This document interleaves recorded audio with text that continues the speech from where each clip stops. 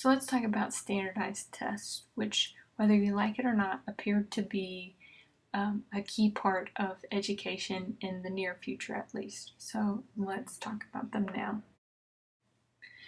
Here are some score types, their definition, and how to use that score type. So raw score we've already gone over. Grade equivalent you can read about on your own. Just be familiar with it. Percentile scores we've talked about. Standard scores. Let's spend some time talking about standard scores. So this is a way to compare across different types of tests and different students. So you can say who's above average, who's below average, and how far from average they are. So mean score is the average, and deviation or standard deviation is a set distance from that average. So you can compare a student who took the I-STEP in Indiana to a student who took the TCAP in Tennessee, which is their state standardized test, and compare, okay, are they above average or below average, and how far? So you can compare across individuals and across different kinds of tests. One type of standard score is a STAI-9, which stands for Standard 9. They smush the two words together, you get STAI-9. A STAI-9 is a standard score with a mean of 5, so the average is 5, and a standard deviation of 2. And it is only on a 9-point scale.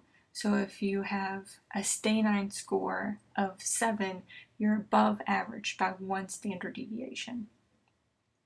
Z-scores are another type of standard score, and it has a mean of 0 and a standard deviation of 1. So if you're 1, you're above average by 1 standard deviation, 1 step up.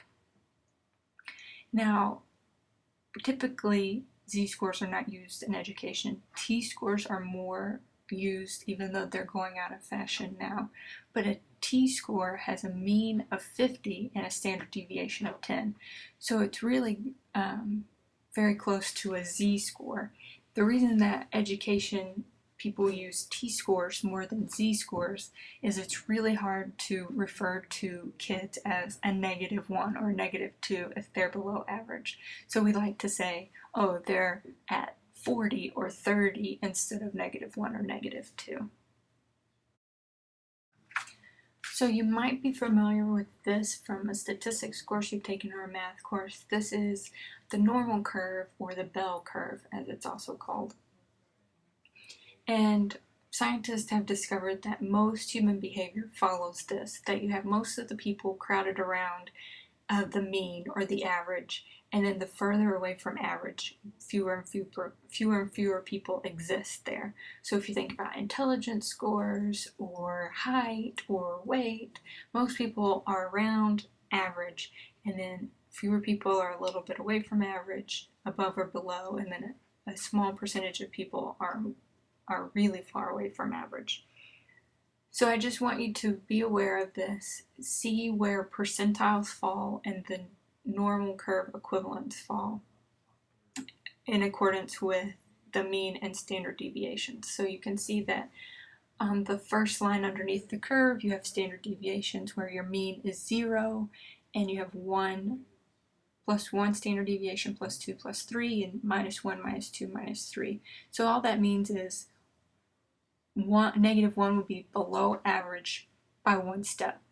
And then you have a smaller portion of people who are 2 steps below average. If you were doing a T-score, that 0 would be a 50, and 1 standard deviation would be 60 instead of 1. Some things to remember about standardized test scores is be careful of misinterpreting the results.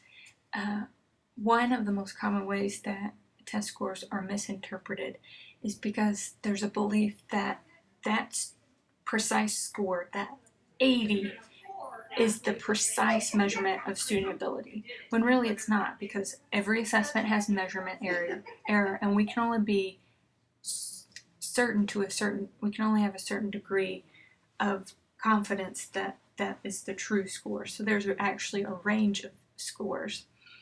And it's one test on one day over a sampling of content. So that doesn't mean that they know 80% of what is to be learned in 4th grade. No, it's just it gives you an idea. It's one piece of information to decide how students are doing. So you should not be basing your opinion about students' ability or amount that they have learned, their achievement, on that exact score. Remember that there's a confidence interval or a range of scores where we can be pretty sure that that's where they fall. 95% sure they fall in that range. But the exact score is only part of that range. It's not their true ability or achievement.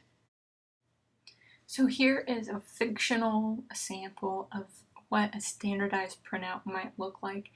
iStep does not look like this. You can find an example on the Department of Ed's website, but this is just to show you different types of scores. So if we look at the student PAT, you can see the raw score, which would be the number correct column, the percentile rank, which is how the student compares to other students in the 4th grade on this test. You can see the Stanine score, which remember is 1 to 9, and a grade equivalent score. So if we look, this student is near average on almost everything according to Stanine scores, because the mean or the average of a Stanine is 5.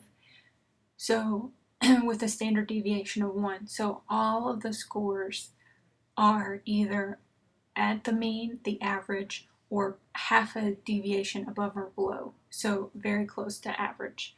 Percentile rank ranges from 35th percentile for listening to 76th percentile for word study skills.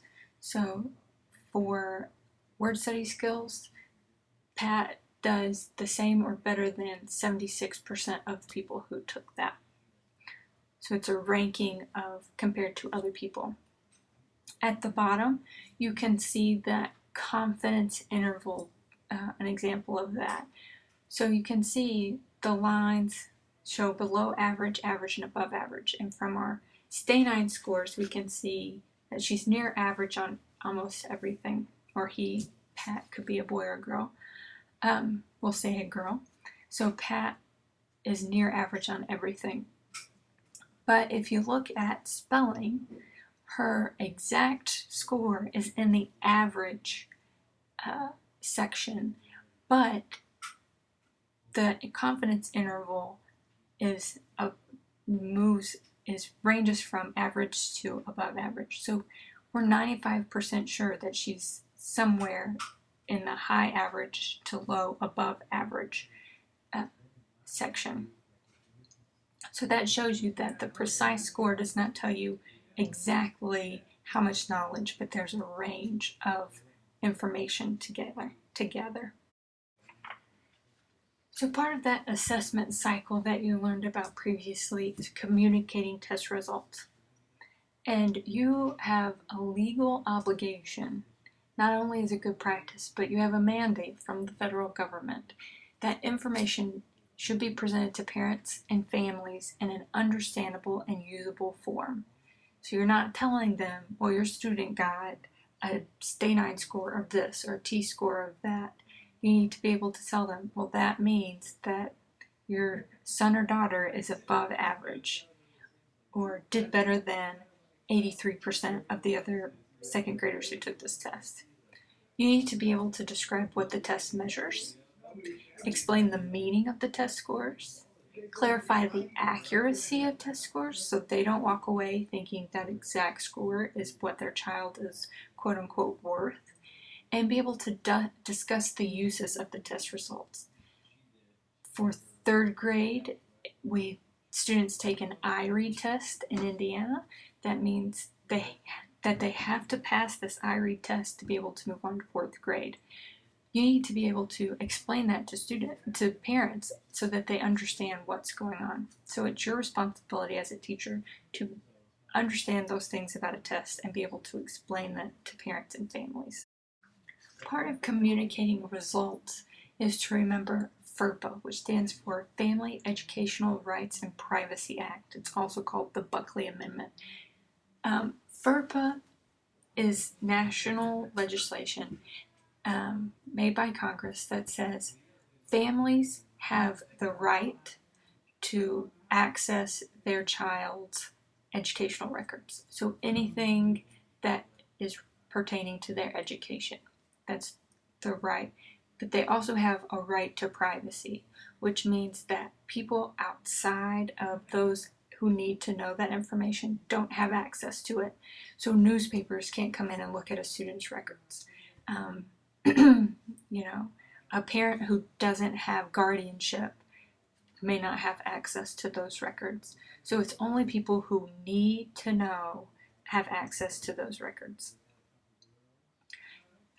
Since everyone in college tends to be 18 or older, adults, if a parent calls me on the phone and asks, how is my son or daughter doing in your class, I can't answer that because that's an educational record. I would have to give information about a student's educational record, and since they're adults, college students are the ones who have access to their records and a right to privacy.